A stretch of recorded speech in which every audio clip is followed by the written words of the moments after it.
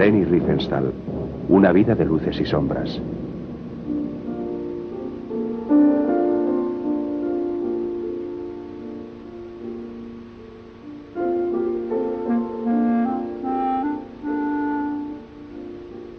Estamos ante alguien que es una verdadera leyenda, en muchos sentidos.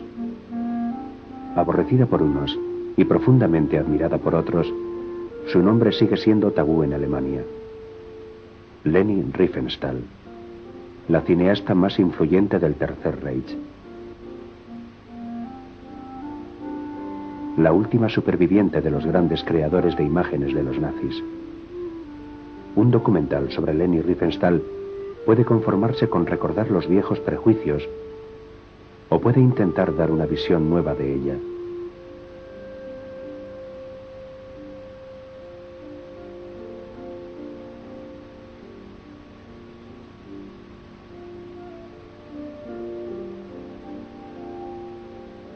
¿Una pionera del feminismo o una mujer maligna? Una cosa es segura, sigue siendo la directora de cine más famosa del mundo. En este documental presentaremos su trabajo intentando evitar cualquier prejuicio. ¿Qué siente al ver esas fotografías?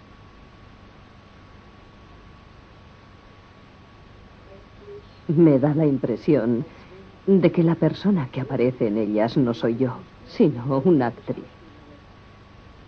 Toda esa inocencia, ese entusiasmo.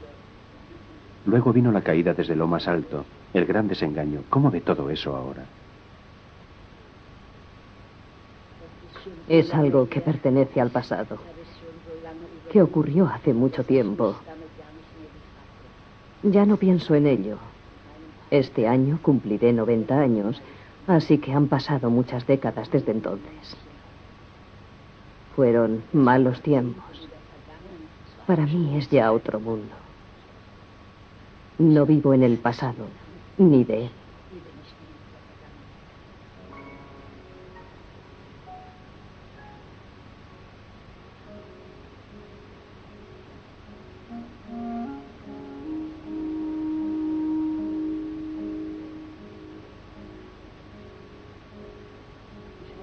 Quería subirme a un escenario simplemente para hacer la prueba, para saber si podía ser una buena bailarina. Pero el éxito fue enorme. Max Reinhardt me contrató inmediatamente. Me llamaron de Praga y de Zúrich. Fue increíble, una experiencia increíble.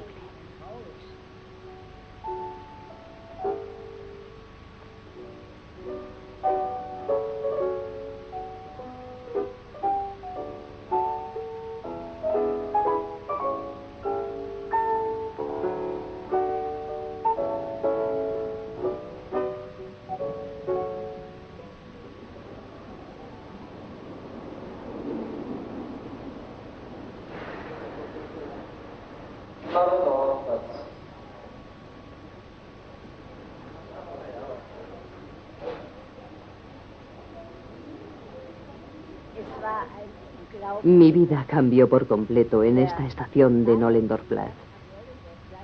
Estaba de pie, esperando al tren en el andén. Tenía que ir al médico porque me había hecho daño en una rodilla y no podía bailar. Me estaba impacientando porque el tren se retrasaba. Cuando el tren estaba entrando en la estación, me fijé de pronto en un cartel de la película La montaña del destino. En él se veía la imagen de un montañero escalando. Me quedé tan fascinada que perdí el tren. Me quedé petrificada, como clavada al suelo. Leí La montaña del destino, cine Mozartsaal, Nollendorfplatz. Fue como un encantamiento. Me olvidé del médico y todo lo demás y me fui al cine.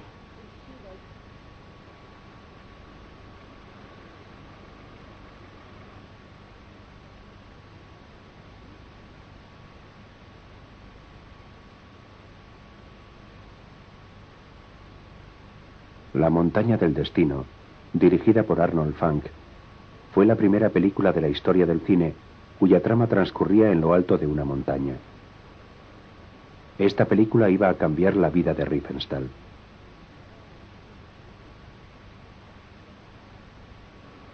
Funk había inventado un género cautivador, el cine de montaña.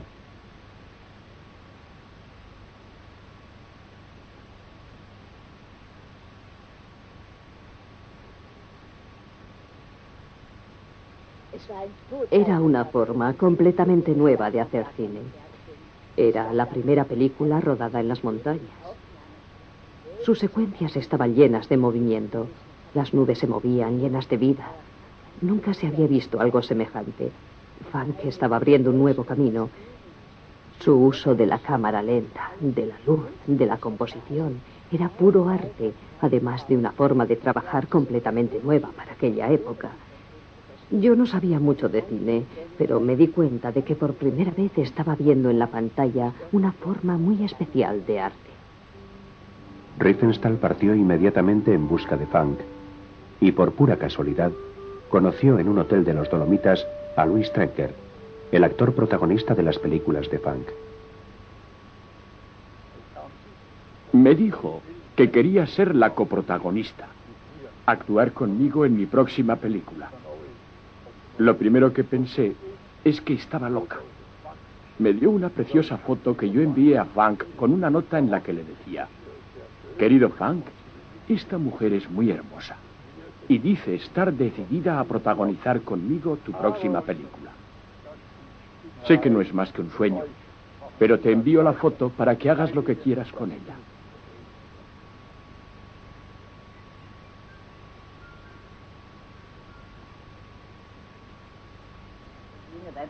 Me había lesionado gravemente la rodilla bailando y decidí enviar a Funk fotos mías y una carta demostrándole mi admiración. Seguramente las fotos y la carta hicieron que viniera a verme al hospital. Para sorpresa mía, me entregó un guión en el que había escrito: La montaña sagrada, escrito para Leni Riefenstahl en 3 días y 3 noches. Funk contestó a mi nota con una carta en la que decía: el que está loco eres tú. Esta mujer va a ser la máxima estrella de Alemania. Estará a tu lado en la próxima película, así que procura llevarte bien con ella.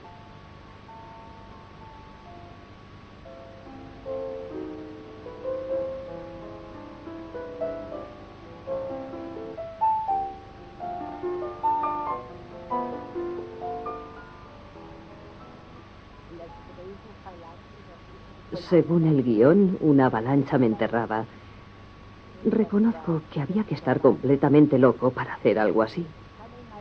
Puedo mostrarles el lugar donde rodamos, o uno muy similar, para que se den cuenta de lo que quiero decir. Es allí arriba. Estábamos en una pared de roca como esa, quizá incluso más empinada.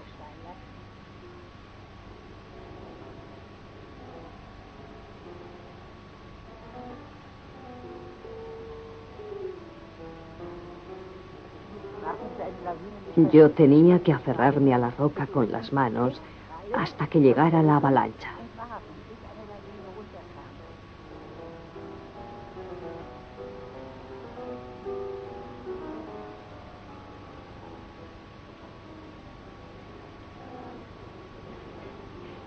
Y no una, sino 2 o 3 veces. La gente de ahora dice que fue una locura, pero Funk pedía el máximo de todos.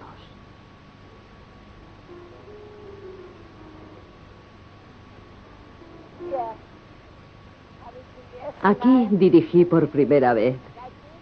Y han pasado 66 años desde la última vez que rodamos aquí.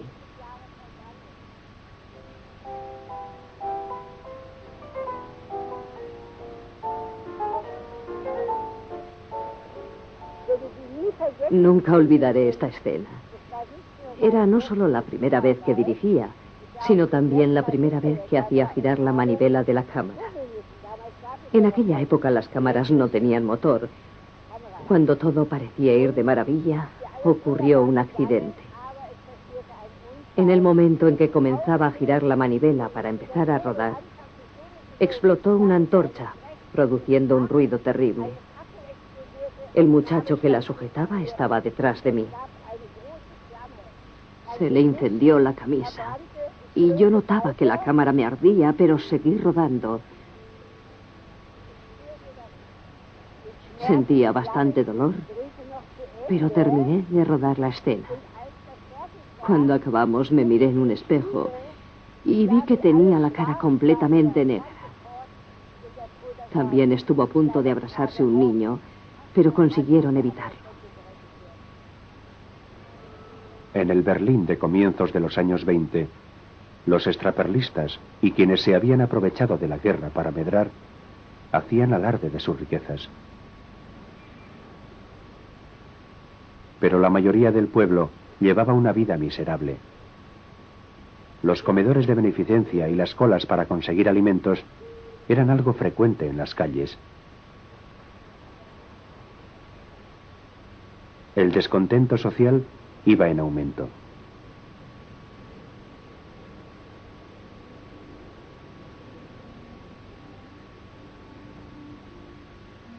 Berlín 60 años después. Riefenstahl visita para este documental los legendarios estudios UFA de Babelsberg y lo hace en compañía de Gerd Kettner, quien fuera su compañero durante muchos años. De aquí salieron todos los clásicos del cine mudo alemán.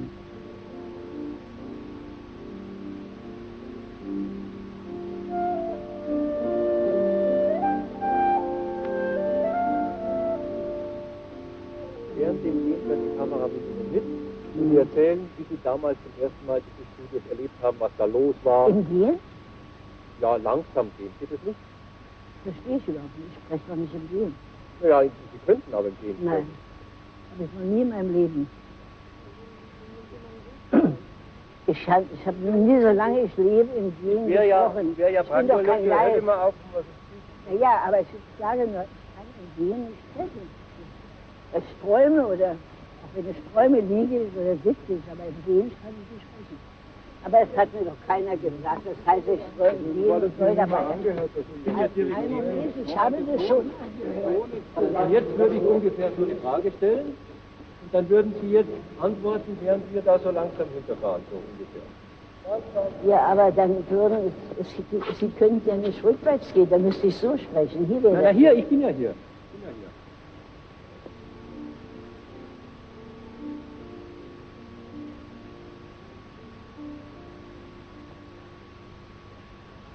¿Qué sintió cuando llegó por primera vez al estudio?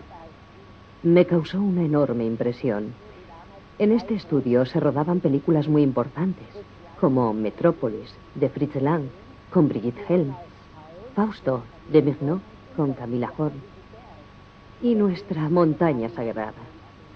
Es cierto que era un estudio pequeño, pero en este plató, en el que yo rodaría más tarde escenas de Tiflam, habían reunido a cientos de extras y construido unos decorados fantásticos.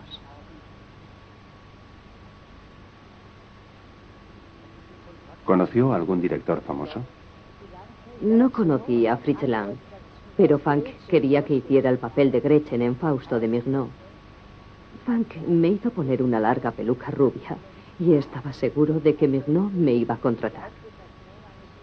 Mostró cierto interés por mí y me incluyó en la lista de candidatas al papel, pero al final se lo adjudicó a Camila.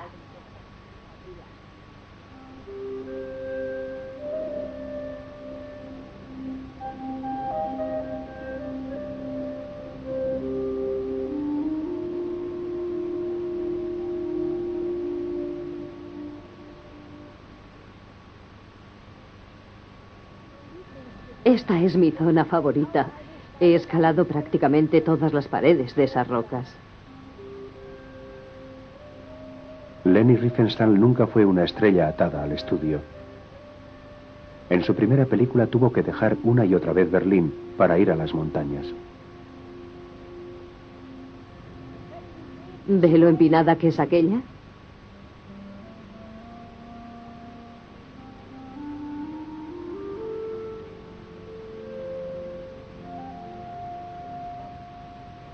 A la izquierda de aquel risco hay una caída vertical de 600 metros.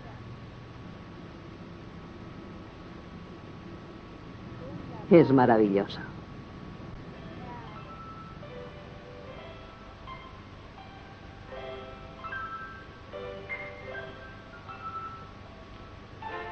Para actuar en esta película de montaña, La actriz de Berlín tuvo que aprender a esquiar y escalar, y pronto se convirtió en una experta montañera.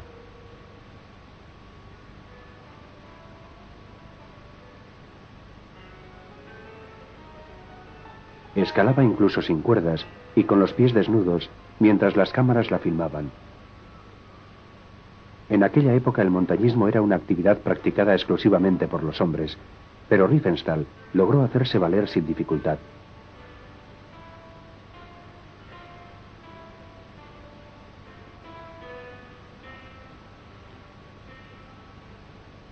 Más tarde sería la única mujer en desempeñar un papel destacado en el éxito del nacionalsocialismo.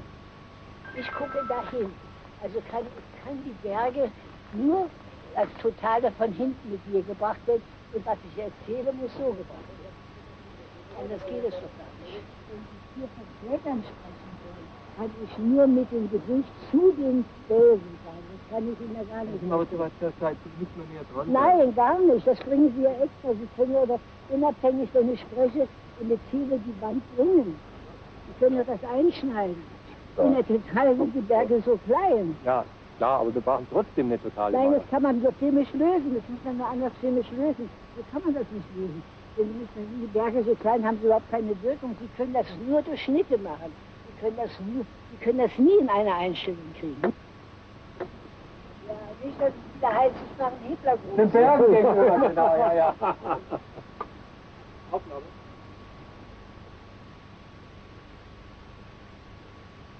Das dort, das ist Aquella de allí es la famosa cara este.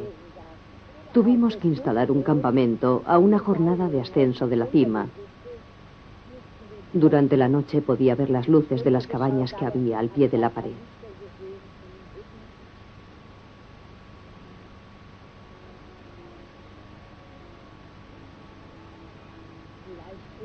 Es una experiencia verdaderamente fascinante.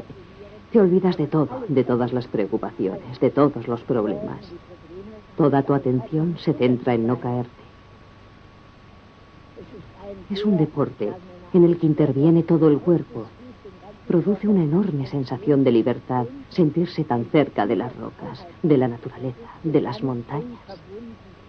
Cuando alcanzas la cima, sientes tal felicidad que quieres volver a experimentar esa sensación lo más a menudo posible.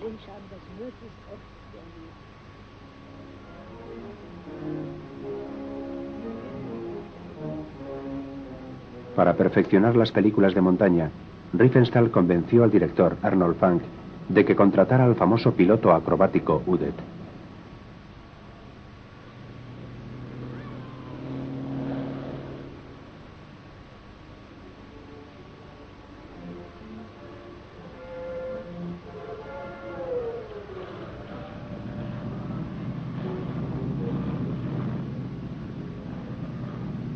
Y de que trajera como codirector a uno de los grandes nombres del cine alemán, W.G. Pabst. Sí, Fanck era un magnífico director de exteriores y muy bueno filmando la naturaleza. Pabst era un fabuloso director de largometrajes. Conseguí unirlos a los dos y el resultado fue excelente. Por eso Piz-Palu tuvo tanto éxito en todo el mundo. Estas imágenes fueron tomadas por un miembro del equipo de rodaje con una cámara doméstica en el glaciar de Morteratz, cerca de Saint-Maurice.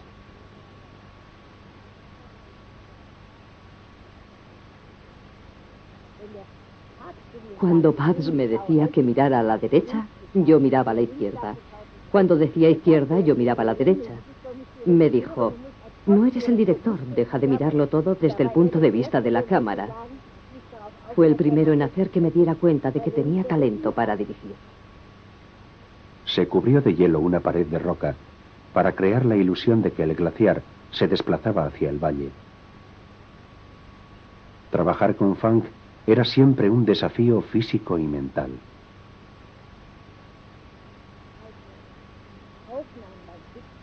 En Piz-Palu rodábamos en una pared de hielo a 28 grados bajo cero.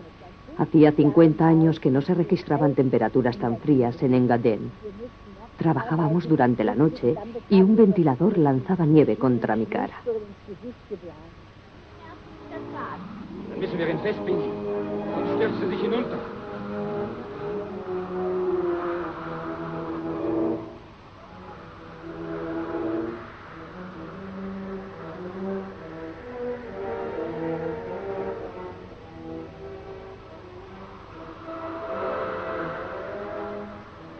El método de trabajo de Funk difería sustancialmente del empleado por Pabst.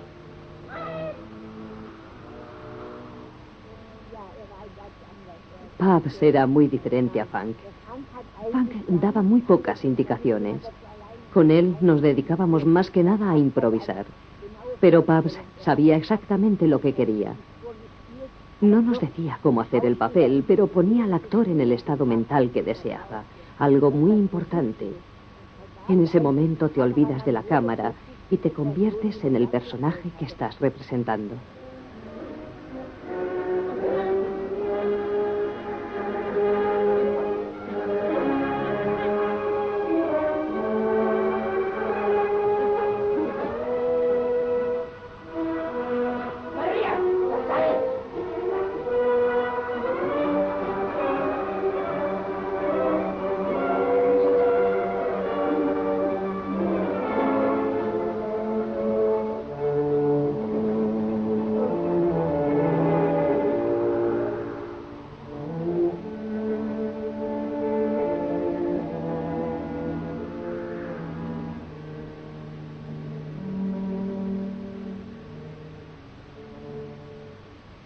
Louis Trenker y Riefenstahl aprendían a dirigir mientras rodaban a las órdenes de Arnold Funk.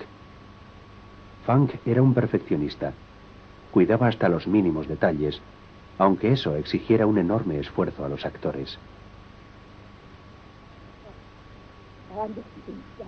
Prefiero no pensar en aquello. No fue malo, fue horroroso. Funk había pensado que me cayera una avalancha encima mientras estaba colgada. Y yo le dije, no cuentes conmigo, no pienso hacerlo. Él respondió, Lenny, cariño, no va a ser una avalancha real, simplemente te arrojaremos un poco de nieve. Era una persona muy persuasiva y además me prometió dinero extra.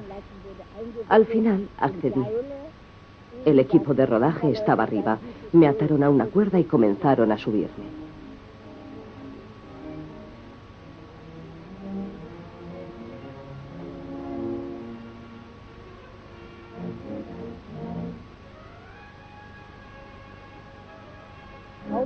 No había subido más de 3 metros cuando cayó sobre mí una avalancha de verdad. Comencé a gritar porque me dolían los ojos y los oídos, pero Funk siguió rodando y rodando.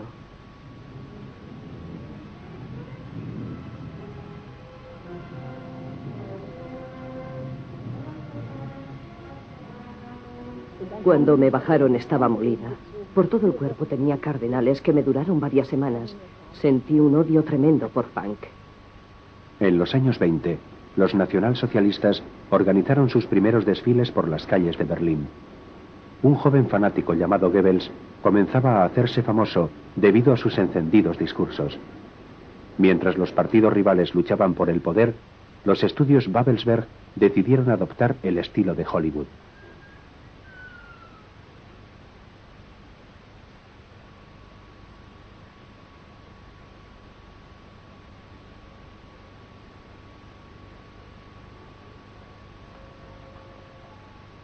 En este plató llamado hoy Sala Marlene Dietrich, conoció Riefenstahl a Joseph von Sternberg, y ello supuso un importante paso adelante en su formación.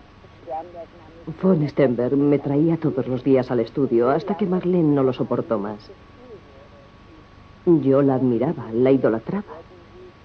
Marlene era una actriz excepcional, pero también era muy celosa. Un día tuvimos una fuerte discusión en el estudio. Fue ella quien la comenzó. Estaba rodando la famosa escena en que se sienta sobre un barril y canta Volverse a enamorar.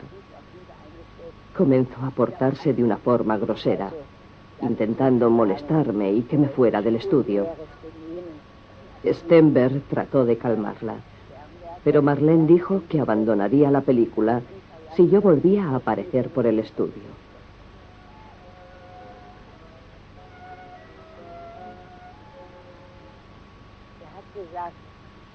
Sternberg me dijo, Lenny, eres todo lo contrario de Marlene. Ambas sois muy especiales, pero totalmente distintas. He moldeado a Marlene hasta convertirla en un ser mítico, y puedo hacer lo mismo contigo. Todavía estás por descubrir.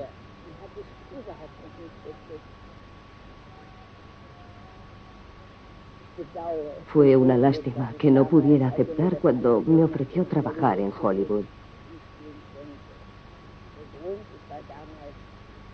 Por aquella época estaba fuertemente unida a un hombre y no quería separarme de él. A eso debo la suerte o la desgracia de no haber ido a Hollywood. Cuando Stenberg vio la primera película dirigida por Riefenstahl, pudo hacerse una idea más precisa de cómo era ella. Me había visto en La Luz Azul. En esa película yo hacía el papel de Yunda, una inocente y algo infantil chica del campo. El personaje era intencionadamente asexual, mientras que Marlene daba una imagen sexy, erótica, de estrella, de elegante superestrella. Stenberg consideraba que yo era todo lo opuesto a Marlene, y seguramente tenía razón. Riefenstahl se dedicó a hacer películas para Hitler, y Dietrich eligió emigrar. Von Stenberg no nombra a Riefenstahl en sus memorias. En las calles de Berlín, los nazis seguían con su lucha para ganar las elecciones. Hitler, esperando agazapado, estaba preparado. ¿Pero lo estaban los alemanes? Die Deutschen können, da ich doch selber Deutsche bin, die wollten auch Führer und die haben auch Führer bekommen, ja? Nicht? Denn wir alle Deutsche sind doch so. Wir wollen auch Führer. So, und wie da dieser grässliche Hitler gekommen ist, da haben die doch gesagt, ach du wunderbar, das ist ein Führer. Dass jemand mir sagt, mach so, mach das. Hay mucho de verdad en esas palabras de Marlene. Para nosotros, en el colegio y en casa, la disciplina es lo primero. En eso tiene razón. Los alemanes se enamoran de alguien que creen que puede moldearlos. Les gusta que les guíen. De eso no hay duda.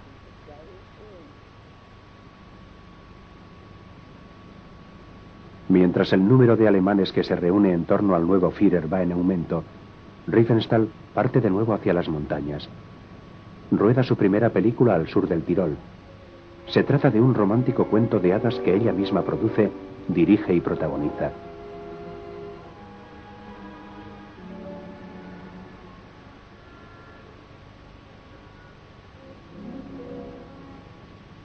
La cámara de Leni Riefenstahl transforma este pico de Brenta Massif, al sur del Tirol, en una imagen misteriosa, mítica y wagneriana.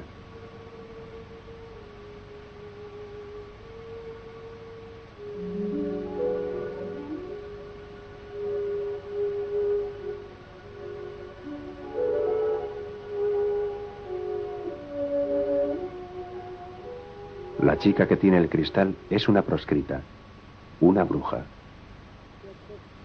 El cristal, o los cristales, son el argumento simbólico de La Luz Azul.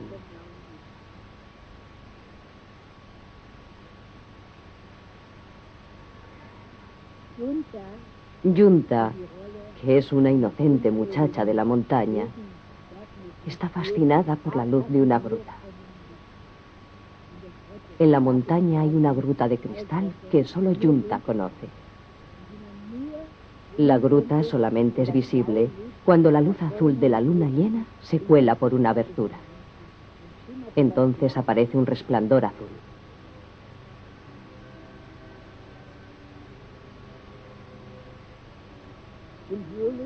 Es un simbolismo del ideal con el que uno sueña, pero que nunca alcanza. Ese es el argumento de la película.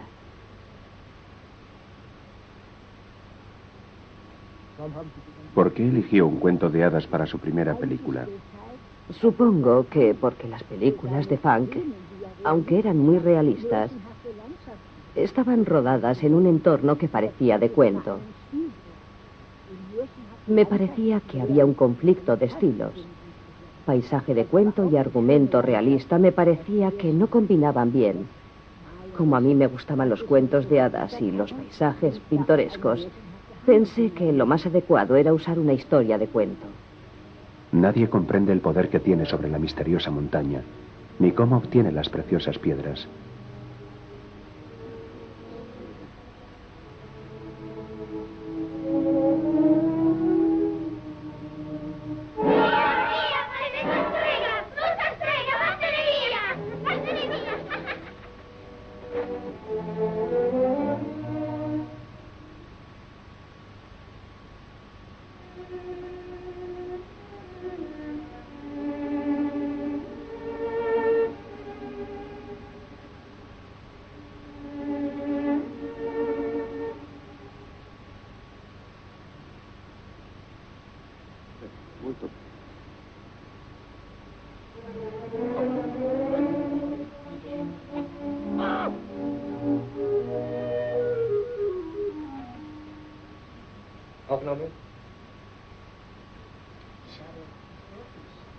Antes de trabajar con funk, cuando era bailarina, escribía historias, pero no guiones propiamente dichos. Luego conocí a Karl Meyer, el famoso guionista que trabajaba para Murnau y Bela Balaz, y que era el mejor guionista de la época. Les gustó tanto mi material que me dieron algunos buenos consejos. Balaz incluso me ayudó gratis. Él escribía los diálogos y yo realizaba la puesta en escena. Era el colaborador ideal. Aquí, por ejemplo, dibujé la cascada y la posición del sol. Aquí pone 7:10 de la mañana. El rodaje debe haber finalizado a las 8. Escribí incluso el tipo de lente que se debía usar, una lente de 7,5. Está todo anotado. ¿Dibujaba un esquema de todas las escenas? Comprobaba todos sus enfoques a través del visor de la cámara. Estudiaba la luz. Lo examinaba todo con antelación. A la hora de rodar, todo marchaba como un reloj. Hacíamos incluso pruebas previas para ver cómo podíamos mejorar las escenas. También dábamos mucha importancia a la calidad del negativo que utilizábamos.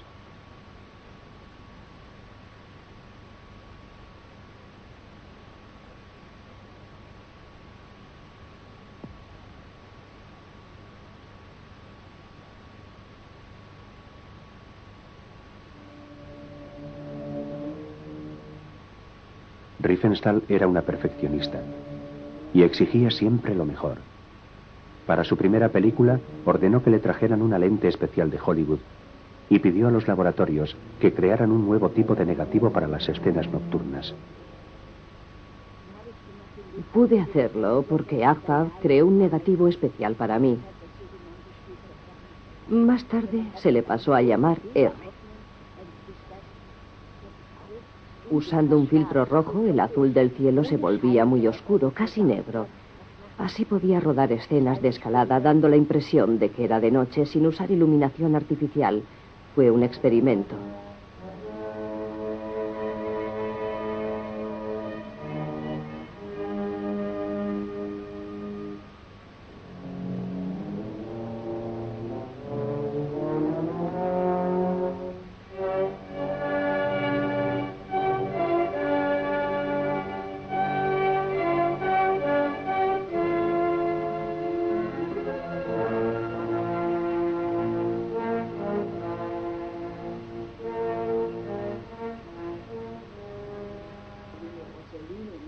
Rossellini y De Sica me dijeron que había sido la primera en rodar en localizaciones reales, como una iglesia. No construimos ningún decorado en el estudio. Conseguí permiso para rodar dentro de una iglesia, mientras los sacerdotes celebraban el servicio.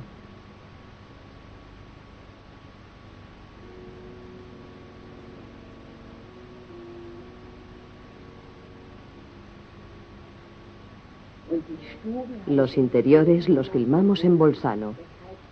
De hecho, todas las escenas de interior estaban rodadas en localizaciones reales.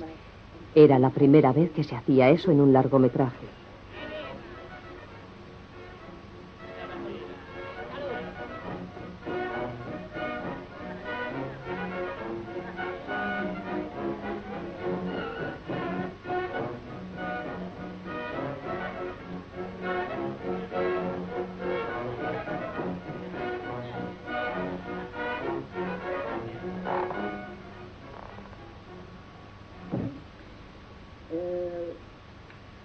Cuando la película estuvo lista, se la mostré a AGFA, que eran los distribuidores, y no les gustó nada. Yo también estaba muy decepcionada. La película no era lo que había imaginado. Decidí mostrársela a Frank, y este me dijo: vuelve mañana y la mejoraré. Tiene algunas partes débiles y aburridas. Cuando volví al día siguiente, había cortado mi copia en cientos de pedacitos y la había vuelto a montar. Yo estaba horrorizada. Su versión tampoco funcionó.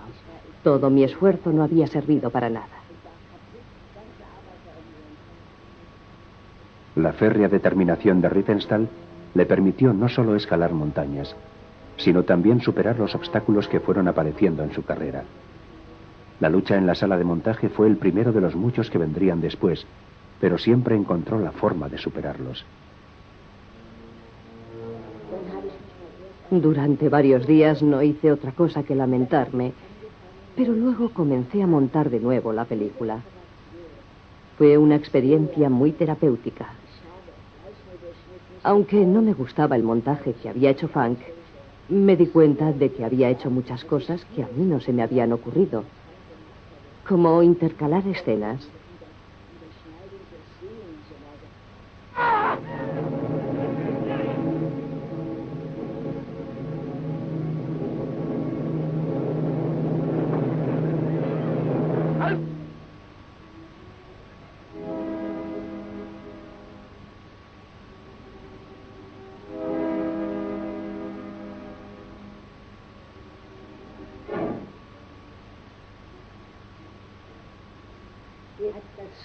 Frank había hecho demasiados cortes, pero me di cuenta de que también era un error no hacer ninguno. Así que volví a montar la película dotándola del ritmo que me pareció adecuado para la historia. Nunca antes lo había hecho. A veces un director rueda una escena y no se da cuenta de que resulta demasiado larga, de que hay que cortarla. Había una escena muy importante, la de la noche de luna llena, en la que los campesinos cierran las puertas de sus casas. Cuando la monté por primera vez, se veía un hombre cerrando la puerta, al siguiente cerrando la puerta y así sucesivamente. Esa era la forma lógica de hacerlo, pero Frank no la montó así. Él mostraba a un hombre comenzando a cerrar la puerta y era el siguiente quien completaba la acción. Esta variación creaba más interés y tensión. Era un método especial que comprendí de forma intuitiva y que apliqué a mi modo. En mi montaje las acciones resultaban más lentas que en el suyo, pero no tanto como antes estaba aprendiendo. Machen Sie doch die Fensterläden nicht zu. Bei diesem schönen Wetter. Durch Vollmond. Ah, das blaue Licht.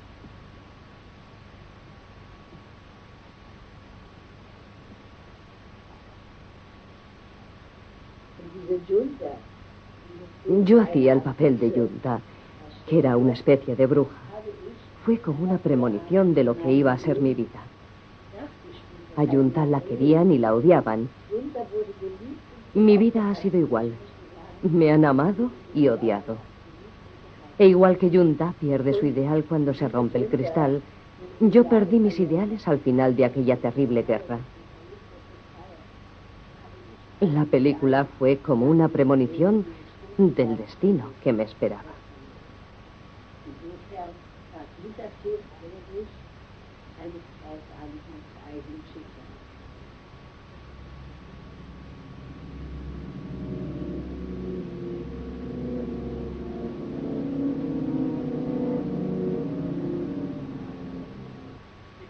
¿Estaba usted ya en contacto con los nacionalsocialistas?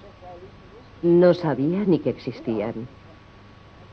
No había oído hablar de Hitler. Cuando rodaba La Luz Azul, no sabía nada de su existencia. ¿No le dijo Hans Heger algo acerca de Hitler? Heger me preguntó: ¿vas a ir hoy a la reunión del Partido Nacional Socialista? No entendí por qué lo preguntaba, así que le dije: ¿por qué? ¿Qué pasa? Hitler habla hoy en el Palacio de Deportes, respondió. ¿Y qué? Añadí yo. Tengo la sensación de que si le escuchas puede cambiar tu vida, dijo Heger.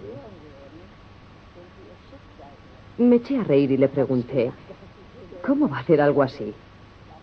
Heger, que era antinazi, pensó que debía enterarme de lo que ocurría y dijo, sigue mi consejo y acude. Como era una persona muy curiosa, acudí. Y, desde luego, cambió mi destino.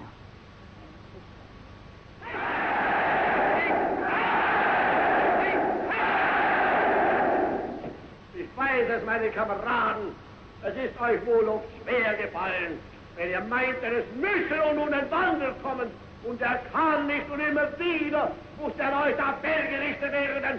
Es muss weitergekämpft werden, es geht nicht, ihr dürft nicht handeln, ihr müsst gehorchen, ihr müsst euch fügen, ihr müsst euch diesen unerhörten Zwang beugen.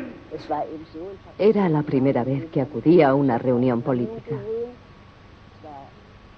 Me pareció algo impresionante. Me sentía arrastrada por la atmósfera que se creaba allí. Hitler me fascinó, así que le escribí una carta inmediatamente. Quería conocerle porque pensaba que quizá fuera el hombre que podía salvar a Alemania. Cuando pregunté a su ayudante si contestaría a mi carta, me dijo: el Führer se emocionó al ver la escena de su baile junto al mar en la montaña sagrada.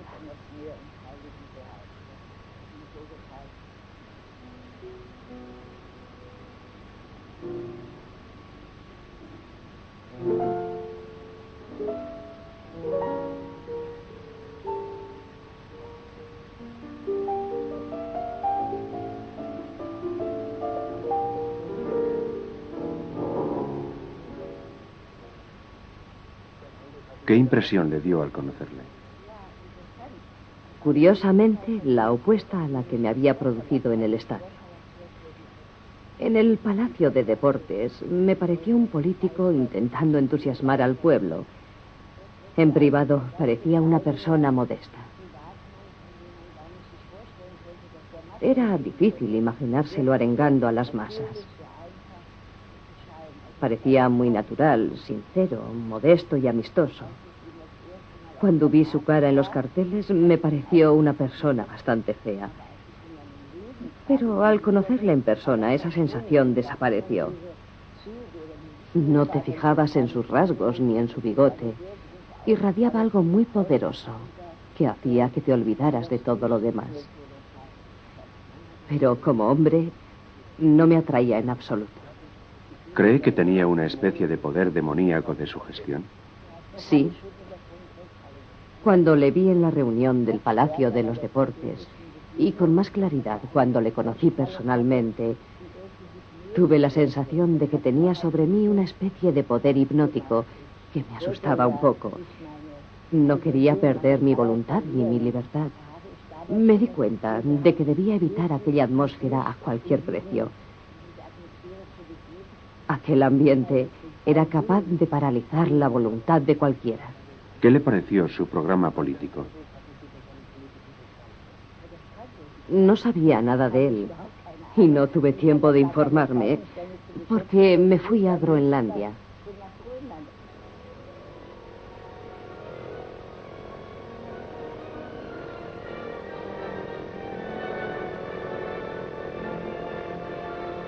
Como actriz la encasillaron inmediatamente.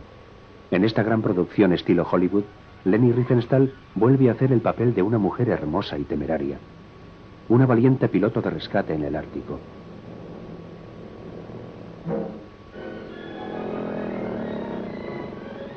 Es la personificación del ideal que Hitler iba inteligentemente a explotar. Como sin darle importancia, dijo: cuando lleguemos al poder, quiero que haga mis películas. Naturalmente no me lo tomé en serio, respondí. Solo puedo hacer las cosas con las que disfruto. Soy una actriz y quiero buenos papeles para representar.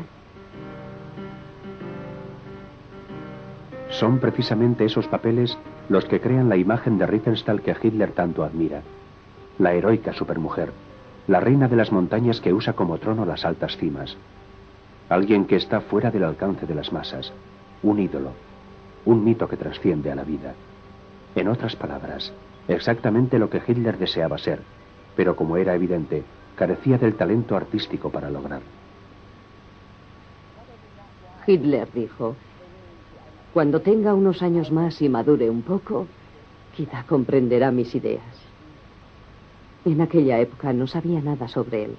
En enero de 1933, Hitler se convierte en el Reichskanzler.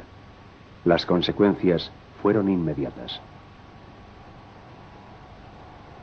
Deutsche Männer und Frauen, das Zeitalter eines überspitzten jüdischen Intellektualismus ist nun zu Ende. Der Durchbruch der deutschen Revolution hat auf dem deutschen Weg wieder die Gasse freigemacht. Übergebt alles Undeutsche dem Feuer. Ich übergebe dem Feuer die Schriften von Heinrich Mann, Ernst Gläser, Erich... Como siempre en los momentos cruciales, Leni Riefenstahl estaba ausente. Se encontraba rodando en los Alpes suizos. No me enteré de lo de la quema de libros. En aquella época no había televisión. Supe lo ocurrido a mi regreso y lo supe por amigos míos que... ¿Que habían emigrado? Me enviaron cartas contándome lo ocurrido. Me enfadé mucho al leer lo que me contaban.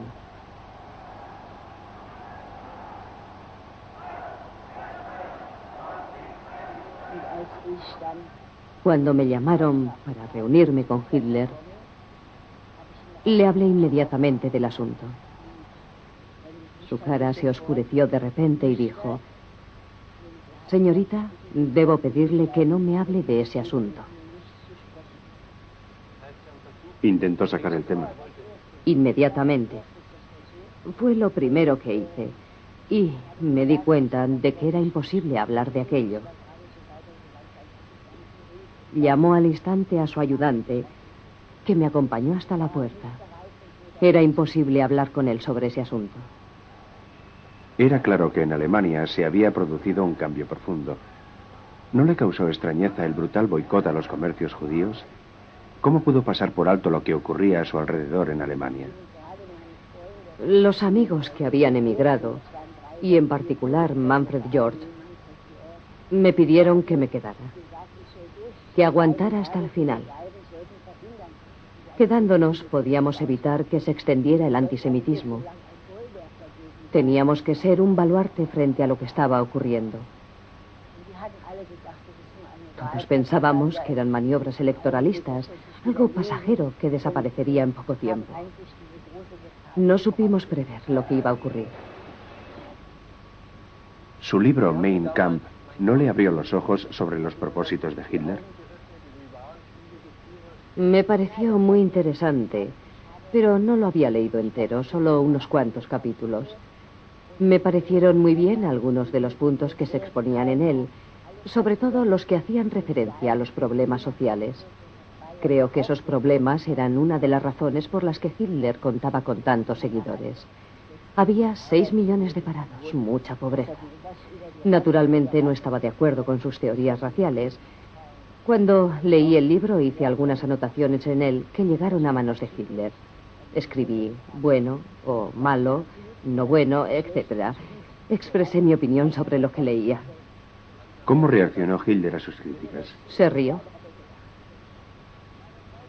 Las notas del diario de Goebbels de 1933 dan claramente la impresión de que las relaciones sociales de Riefenstahl, tanto con Hitler como con Goebbels, eran francamente buenas. ¿Cómo era su relación con el ministro de propaganda Goebbels? Era tan mala que no se lo pueden imaginar. Nos conocimos después de que llegaran al poder. Coincidimos en el ascensor del Hotel Kaiserhof, mientras los dos subíamos a los pisos superiores. Me perseguía. Estaba decidido a que fuera suya. Quería que fuera su amante. Pero no era en absoluto mi tipo. No sentía nada por él. Nunca me perdonó que le rechazara. Con el tiempo, las cosas fueron de mal en peor. Puedo decir, era casi un enemigo. Leyendo lo que Goebbels escribió en su diario en 1933, da la impresión de que usted visitaba con frecuencia tanto a él como a Hitler. Tiene que enseñarme esas notas. Nunca las he leído. Nunca he leído que visitara a Hitler y a Goebbels con frecuencia. Es pura fantasía. He visto a Leni esta tarde. Le he sugerido hacer una película sobre Hitler. Le ha entusiasmado. Esta noche iré a ver Madame Butterfly con Magda y Leni. No le visité ni una sola vez en 1933. Él nunca dijo que lo hiciera. Por la noche regresé en el coche con Hitler. Una vez en casa llegaron Philipp von Hessen y Leni Riefenstahl. Fue muy agradable. Nunca estuve allí. Tampoco en Schwanenberger, a donde todo el mundo iba. No me invitaron ni una sola vez. He visto con Hitler una película protagonizada por Hans Albers. Pura basura. Gerda, María y Leni Riefenstahl estaban con nosotros. 3 mujeres muy hermosas. Me estoy empezando a enfadar. Eso que dice es mentira. Permita que se lo muestre. Que mantenía una relación de amistad con él. El diario no dice nada de eso. Es simple y llanamente mentira, señor Miller. Está bien. Muéstreme dónde pone que yo era una amiga que visitaba con frecuencia la casa. ¿Qué debemos creer? ¿Lo que Goebbels cuenta en su diario o lo que dice recordar el último testigo vivo? Goebbels era un maestro de la mentira.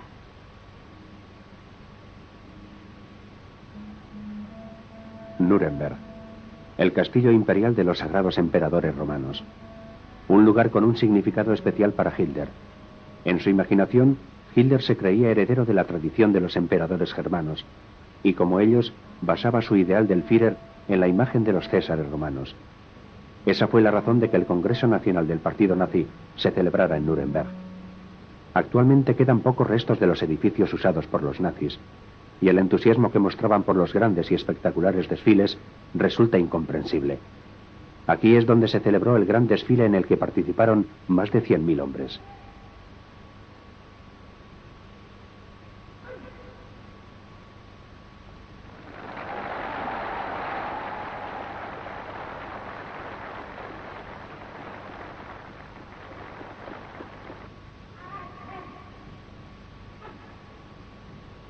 Para Riefenstahl, la película sobre el Congreso del Partido en 1934 significó un cambio decisivo en su vida. A partir de entonces todo cambió. Los congresos posteriores fueron filmados por otros directores, pero todos han caído en el olvido.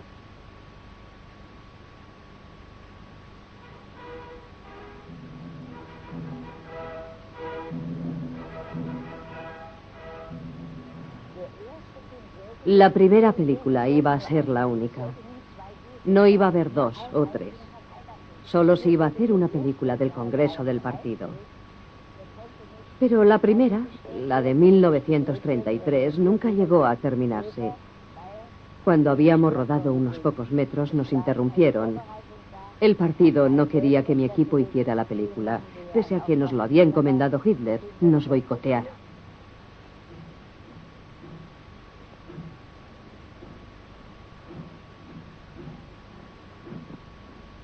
Hasta hace poco, la película de Riefenstahl sobre el Congreso nazi en Nuremberg, El triunfo de la fe, se creía perdida. Muchos dudaban incluso de que se hubiera rodado. Es tan grotesco como parece. El partido que hacía la película no quería que la hiciera yo. También intervino en la otra película. ¿Fue idea suya? Parece que le resulta difícil diferenciar una de otra. Podemos diferenciarlas. No parece que las considere distintas. Estoy dispuesta a hablar de ello, pero no bajo este sol.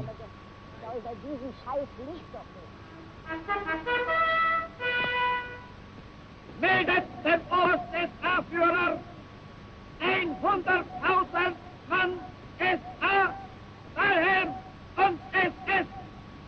Zur Parade vor dem Führer angetreten.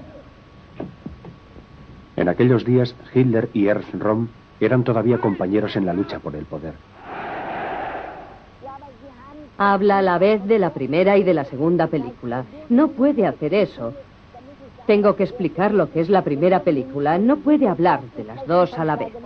Usted ha mencionado la segunda película. Y usted la primera. De esa es de la que quiero hablar. Yo no. Mi colaboración en ella fue mínima.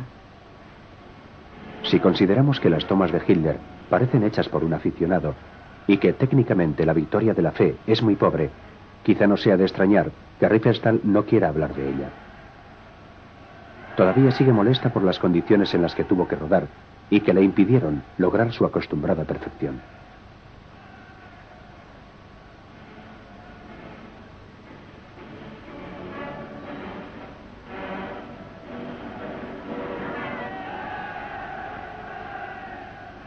No, la primera no puede considerarse como una película del Congreso del Partido. Me limité a hacer algunas tomas porque Hitler quería que lo hiciera. No tiene nada que ver con mi trabajo como cineasta. Si quiere hablar del aspecto técnico, solo puede hacerlo de El triunfo de la voluntad. ¿No hay aspectos técnicos en la primera película? No, no pudimos preparar nada. Cuando yo llegué al Congreso ya había comenzado. Déjeme que le explique, querido señor Miller, por qué no pude hacer nada. El partido me lo prohibió. Hitler y Goebbels habían discutido.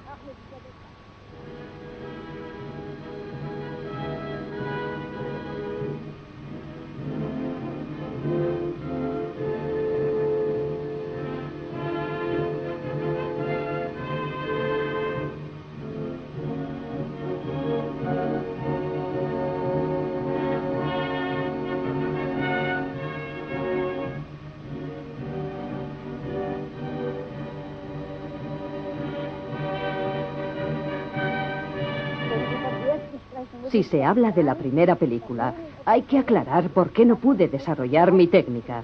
Adelante. Por Dios bendito. ¿Es tan importante hacerlo aquí?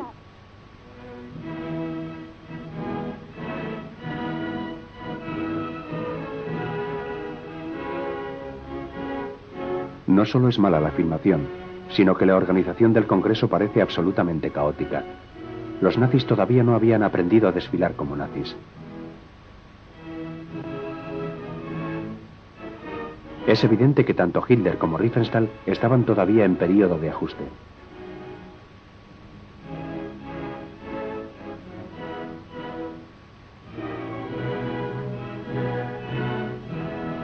La primera no fue una película propiamente dicha. Fueron simplemente unas escenas de ellos andando por aquí que luego unimos. ¿No hizo usted el montaje? Sí, yo hice el montaje, pero no tenía prácticamente material para trabajar. Sin embargo, algunas escenas tienen el toque característico de Riefenstahl. Des Standes, des Berufes, des Vermögens, der Bildung. En secuencias como esta, resulta inconfundible el toque de Riefenstahl, la intensidad dramática que logra con el montaje y la edición.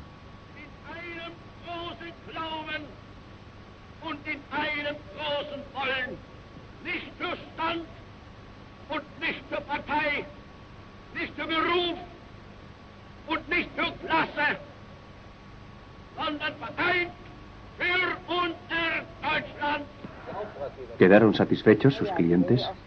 Se habrían quedado satisfechos con cualquier noticiario en el que aparecieran sus esvásticas. La película, después de montada, se convirtió en un cortometraje. Se proyectó en algún que otro cine, no recuerdo en cuáles. A Hitler y a los demás les gustó. Les pareció interesante, pero no estaban del todo satisfechos.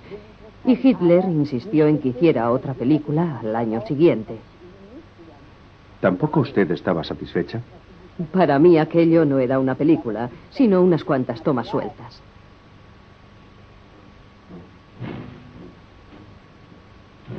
Se puede ver con claridad una y otra vez que Hitler no era todavía el supremo y único jefe. A su lado y situado a su mismo nivel, aparece el jefe de las tropas de asalto Ernst Röhm. Hitler le hizo asesinar poco después.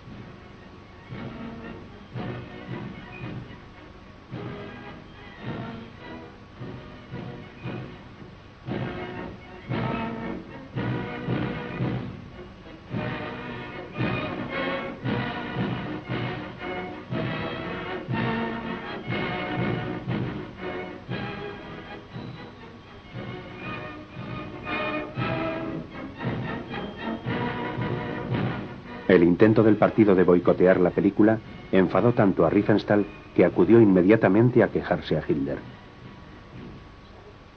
Le expliqué exactamente cuál era el problema. Goebbels estaba presente. Ya se puede imaginar lo que ocurrió a continuación. Goebbels se puso pálido como la nieve. Hitler estaba furioso con él. Dijo: esto no puede volver a ocurrir. Hará la película del próximo año. Yo contesté: no puedo, nunca más haré otra. Estaba completamente decidida a no hacerla. Me fui de allí corriendo y llorando a mares. Nada más llegar a casa, recibí una llamada en la que me decían que tenía que ir a ver a Goebbels. Fue el día en que Goebbels acudió a Ginebra para anunciar que Alemania abandonaba la Sociedad de Naciones. Por eso lo recuerdo también. Acudí a su despacho en el Ministerio de Propaganda y Goebbels me dijo gritando: si fuera un hombre y no una mujer, le arrojaría por las escaleras. Es usted una mujer peligrosa. No quiero volver a verla jamás. Así terminó el asunto. Toda nuestra relación posterior estuvo marcada por el odio. En 1934, Riefenstahl vuelve a filmar en Nuremberg. Esta vez tiene las manos libres. ¿Un triunfo de su voluntad o un pacto con el diablo? Hoy es fácil responder a eso. Ahora que sabemos todas las cosas terribles que hizo y que hizo hacer a otros, está claro que fue un pacto con el diablo. Pero entonces no lo sabíamos. Hitler era probablemente un esquizofrénico. Era a la vez un demonio y todo lo contrario. Pero solo veíamos uno de sus aspectos y no era su lado terrible y peligroso.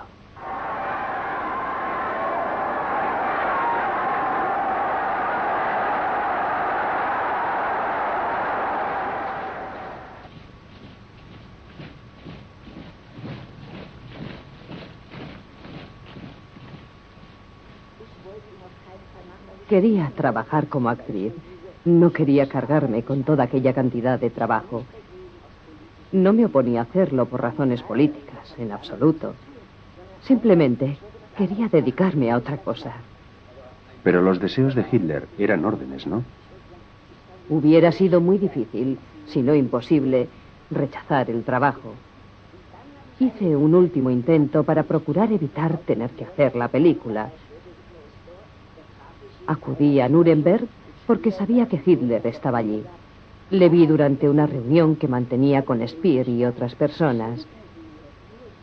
Hitler tenía unos planos en su mano y me dijo: señorita Riefenstahl, deme 6 días de su vida, solo 6 días. Quiero que esta película la haga un artista, no un director de cine del partido. Yo respondí: la haré si me promete que nunca tendré que volver a hacer otra película, ni para el Reich, ni para usted, ni para el partido. Finalmente, Riefenstahl hizo El triunfo de la voluntad. Muchos historiadores de cine la consideran como la mejor película de propaganda de todos los tiempos.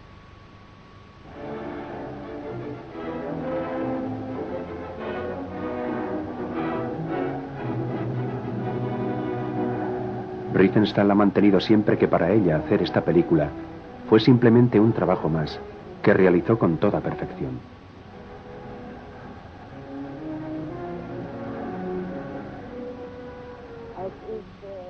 Cuando comencé a rodar el documental, me preguntaba qué podría hacer para que no fuera un simple noticiario.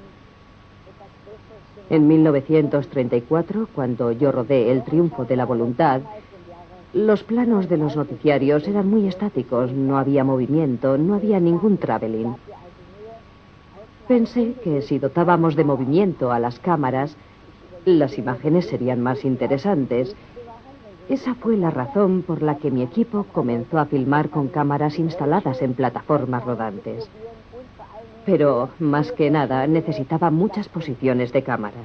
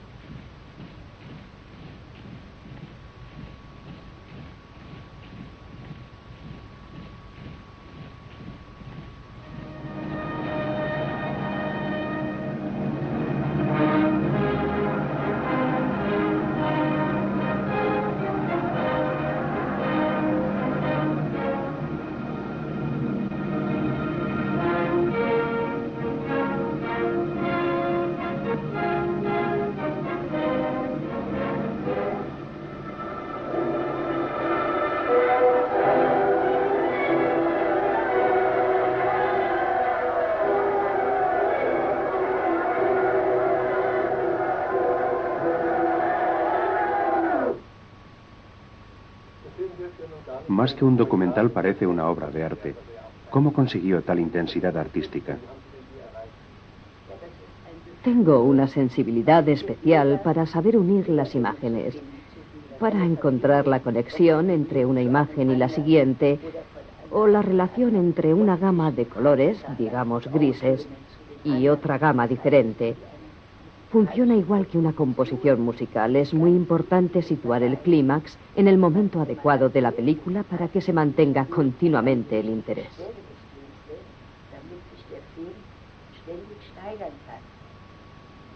Halt, Arbeitsmänner! Halt, mein Führer! Warten! Immer! Warten! Ab!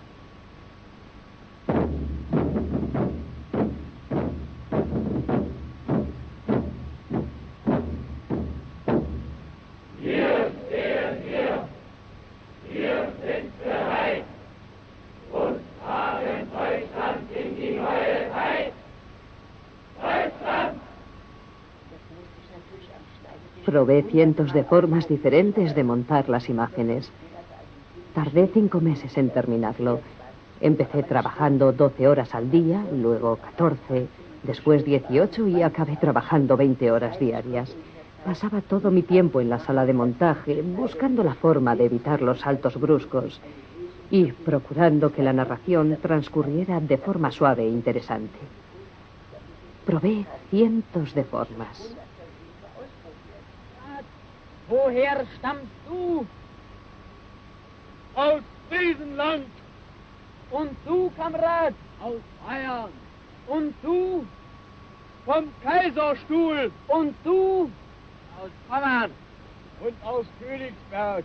Aus Schlesien! Von der Waterkant! Vom Schwarzwald! Aus Dresden! Von der Donau, vom Rhein Und von der Saar! Ein Volk! Ein Führer! Ein Reich! Deutschland! Esa profundidad artística de la que habla ha servido para que más tarde la acusaran de glorificar al nazismo. Sí, ya lo sé. Los que lo han hecho deberían haber intentado hacer ellos la película. Había 2 opciones: hacer un noticiario como todos los demás, o tratar de convertir aquello en una película interesante sin que los actores posaran. In Flandern, im Westen, im Osten, im Süden.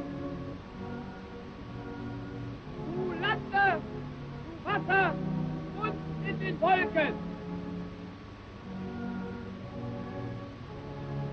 Kameraden, Front und Reaktion erschossen! ¿Se ha dado cuenta de que en esta película no había narración? ¿De que no había un comentarista que fuera narrando los hechos? En ese aspecto es diferente de un documental y de una película de propaganda. Si hubiera sido una película de propaganda, como muchos dicen, habría habido un narrador que explicara el significado y la importancia de la ocasión. Pero no fue ese el caso. Los poderosos primeros planos de Hitler que aparecen en la película eran los primeros que veía de él el pueblo alemán.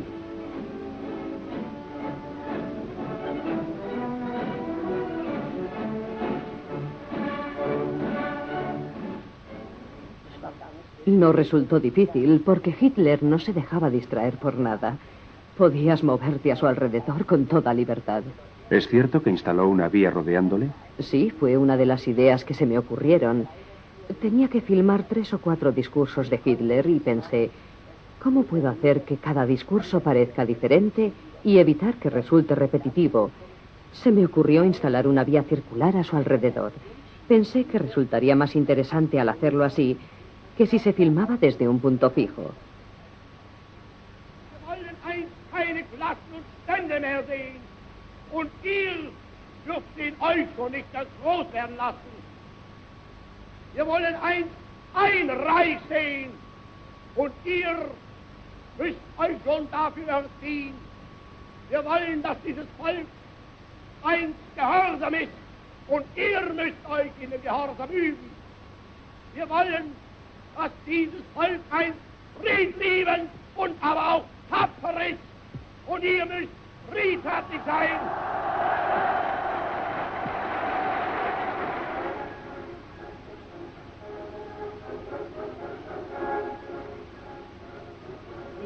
¿Ve ese ascensor de ahí? Resultó muy difícil que nos dieran permiso para colocarlo. Se lo volveré a mostrar. Conseguimos permiso para instalar una cámara en un pequeño ascensor situado en el mástil de la bandera. El resultado fue muy bueno.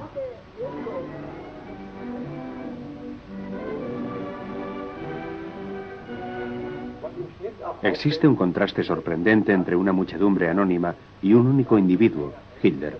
¿Lo hizo de modo consciente? Era lo único que había. Hitler y la gente.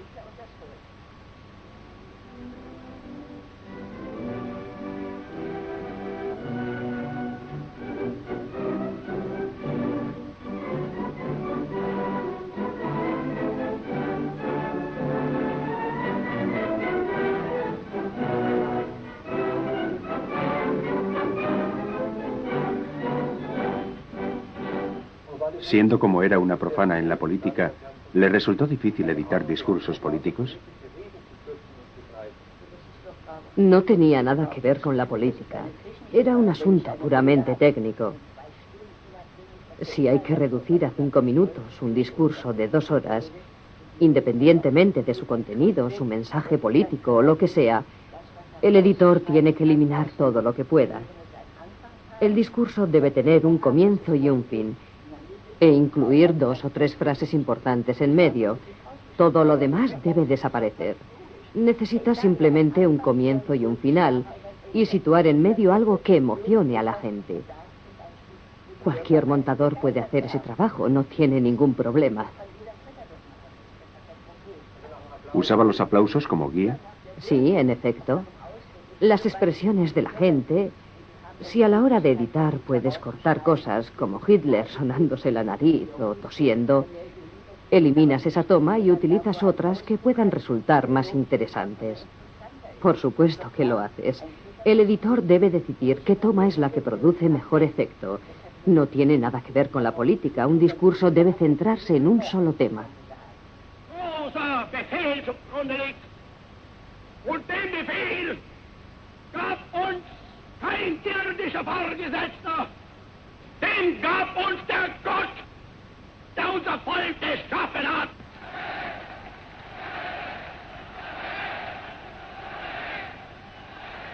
La puesta en escena de los congresos era magnífica. Aún se sigue considerando así. ¿La dirigió o planeó usted? No me haga reír. ¿Por qué iba a intervenir yo en eso?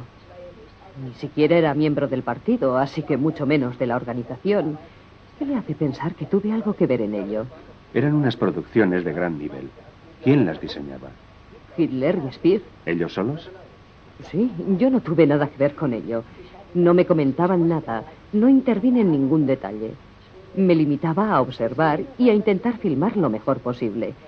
La idea de que ayudé a organizar los congresos es totalmente absurda.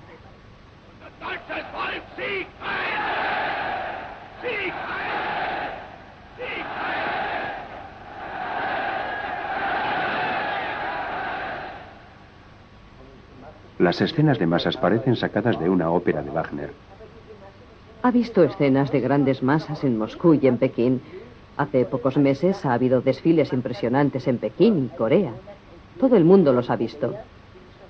Eran desfiles de enormes proporciones, mucho más grandiosos que los que aparecían en el Triunfo de la Voluntad.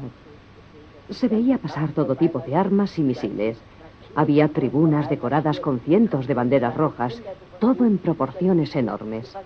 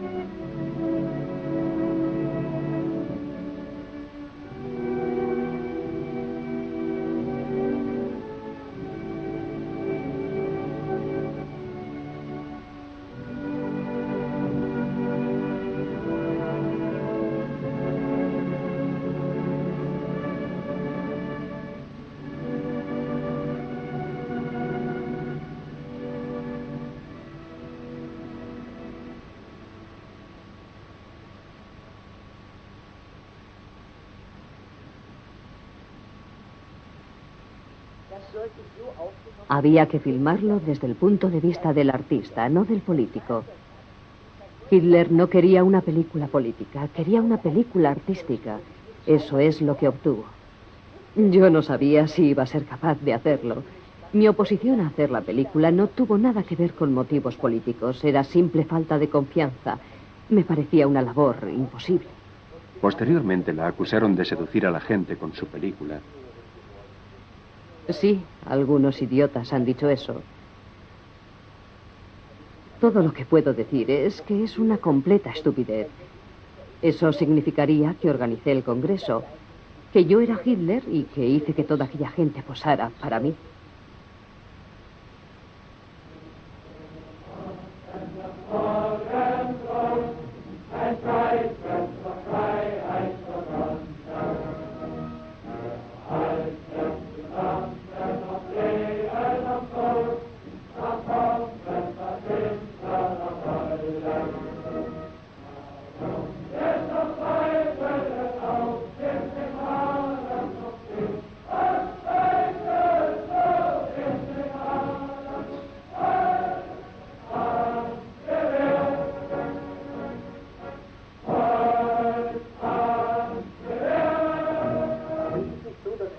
¿No ejercían los cineastas una enorme influencia sobre la gente en aquellos tiempos, antes de la aparición de la radio y la televisión? ¿Cuál fue mi responsabilidad? En aquella época el 90% de la gente estaba a favor de Hitler. ¿Debía haberme unido a las filas de la resistencia? Hubo muy poca gente que lo hizo. ¿Debería haber sido yo una de ellos? Si no le interesaban los temas políticos, no, desde luego. No me interesaban en absoluto. La película para mí no era un asunto político, era un trabajo. Habría rodado exactamente igual en Moscú de haber tenido que hacerlo, aunque hubiera preferido no hacerlo. O en América, si se hubiera producido allí un acontecimiento de ese estilo. Filmé todo aquello lo mejor que pude y lo convertí en una película. Si se trataba de un asunto político o de vegetales y frutas, era algo que a mí no me importaba. Me daba lo mismo. De haberlo hecho por motivos políticos, me habría unido al partido y mostrado interés por sus actividades. No me refería a eso. Jamás asistí a una reunión del partido y rechacé todas las ofertas de hacer otras películas políticas. No hice ni una sola. Mi pregunta es la siguiente. Si alguien trabaja en los medios de comunicación, ¿no debe interesarse por la política? Actualmente quizás sí, pero entonces no. Y además, ¿quién si no iba a hacerlo? Todo el mundo apoyaba a Hitler.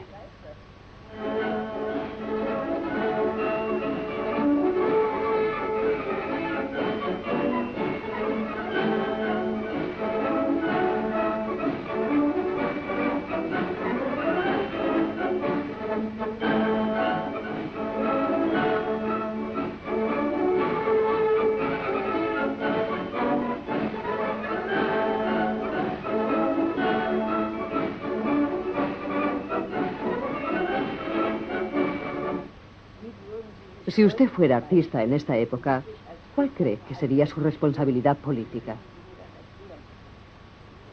Opino que el artista debe preguntarse a sí mismo qué uso se va a hacer de su creación. ¿Cómo se puede juzgar a los artistas que, por ejemplo, hicieron películas durante el periodo de Stalin, como Eisenstein o Pudovkin? ¿Qué podemos decir de aquellos que han hecho películas, magníficas películas, en la RDA?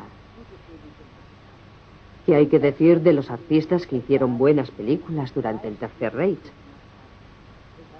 ¿Qué significa responsabilidad política? ¿Ante quién somos responsables?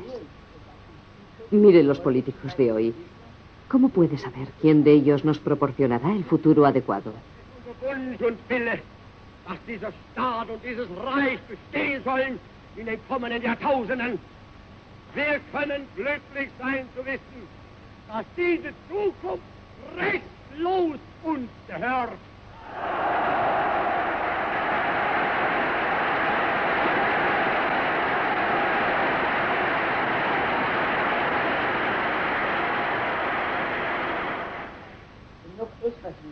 Hay otra cosa que quiero decirle. Un artista se dedica por completo a su trabajo. No puede pensar en política. Es un hecho que se cumple en prácticamente todos los artistas del pasado que han creado grandes obras. Piense en Miguel Ángel, Rodin, Rubens, los impresionistas. Ninguno de ellos se interesó ni dedicó su tiempo a la política. Y aunque lo hubieran hecho, no habrían podido ver el futuro. También me ha preguntado, y dije que le contestaría más tarde, que si había algún mensaje en El triunfo de la voluntad. Mientras estaba rodando, no se me ocurrió ni pensarlo. Pero al hacer el trabajo de edición, descubrí un cierto mensaje en la película. Puede descubrirlo usted mismo. En primer lugar, la creación de empleo por medio del método trabajo-servicio. Y sobre todo, el discurso de Hess en el que decía: Sie sind uns der Garant des Friedens. Adolf Hitler! Sieg Heil! Sieg Heil! Sieg Heil! Damals haben wir das als eine Botschaft. En aquel momento sentimos que paz era uno de los mensajes principales. Se repite a lo largo de toda la película. No se mencionan otras motivaciones ni objetivos políticos. No se hace ninguna mención al antisemitismo ni a la teoría de la raza superior.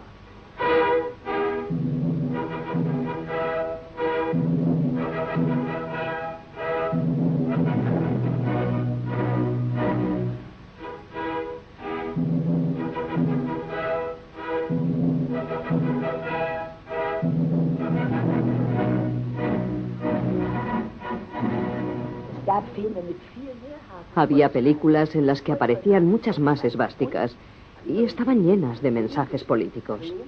En Triunfo no había nada de eso. Así que nunca he creído que lo que hice haya podido causar daño a alguien. Si hubiera sido tan dañina, los franceses no me habrían dado la medalla de oro 2 años antes del comienzo de la guerra.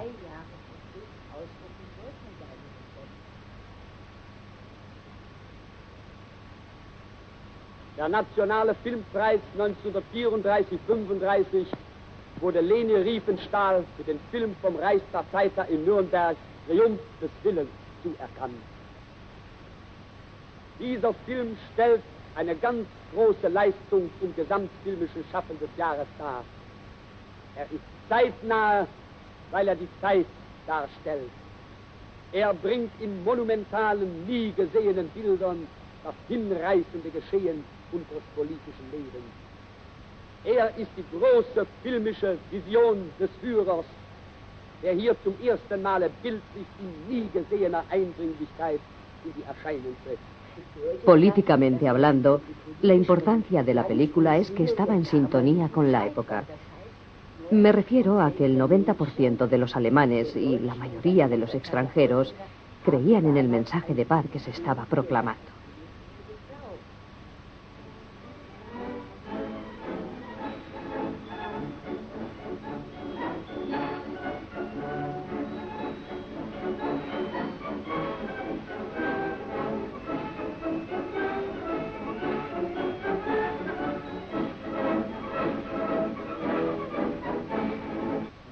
Cuando piensa en El triunfo de la voluntad, supongo que se siente muy orgullosa. Pero la película fue también la causa de que la segunda parte de su vida fuera muy dura.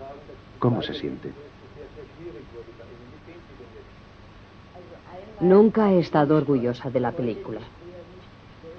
No lo estoy ahora ni lo estuve entonces. ¿Orgullosa de qué? Fue un trabajo esclavizante, fue algo horroroso. El trabajo de edición estuvo a punto de arruinar mi salud para siempre. ¿Y para qué? Es cierto que la película fue considerada como un buen documental, pero a partir de la guerra se la condenó porque se la consideraba una película de propaganda. Antes de la guerra, por supuesto, la película recibió todos los premios internacionales, como la Medalla de Oro de París y la de la Bienal. Pero después de la guerra, solo recibí palabras hirientes. Me castigaron por haber hecho aquella película. Así que no solo no estoy orgullosa, sino que estoy profundamente apenada por haberla hecho. De haber sabido las consecuencias que aquella película iba a tener para mí, jamás la habría hecho. Medio siglo después, los alemanes no han terminado de digerir el terrible legado de los nazis. Después de la guerra, Leni Riefenstahl fue boicoteada y denostada en todo el mundo. Jamás ha podido hacer otra película.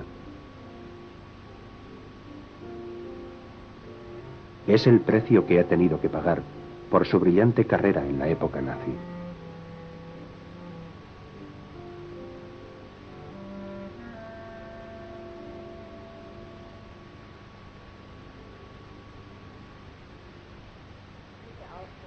Esta es una de mis tomas favoritas.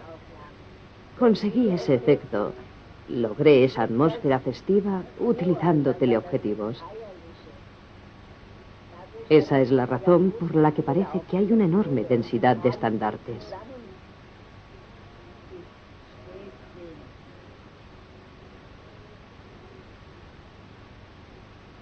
Aquí viene otra cosa interesante.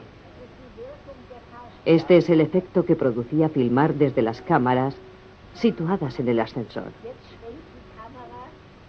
La cámara gira hacia un lado, hacia la derecha.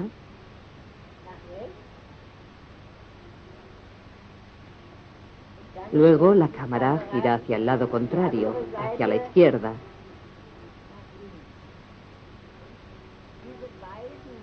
Esos dos ángulos crean el efecto de un círculo y producen un gran impacto. Aquí las dos líneas de estandartes parecen cortarse una a la otra.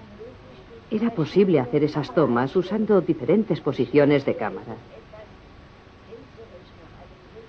Luego, al editarlo, se le daba aspecto de coreografía siguiendo el ritmo de la música.